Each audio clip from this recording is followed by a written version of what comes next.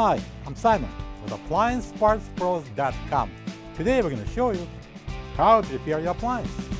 Are you ready?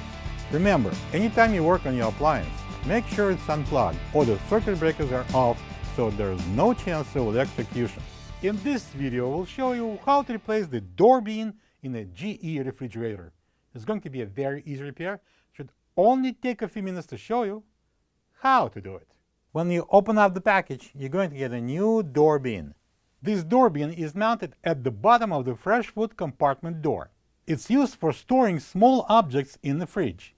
The main reason why the door bean would need to be replaced is if it breaks and won't stay in place. To get to the part, we need to open the fresh food door. To remove this lower door bean, we need to lift it up and then we can pull it out. This is the old door bean. We need to remove this clear plastic insert. We're going to install it onto the new one.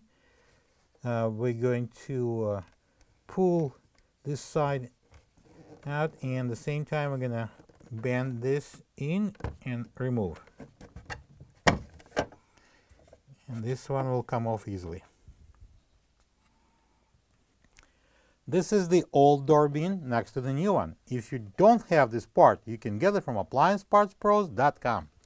Alright, now we're going to install these plastic insert onto the new door bean.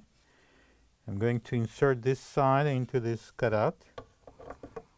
And the bottom goes in also into the slot. Push it to the side all the way in, and then we're going to pull this and push in the insert.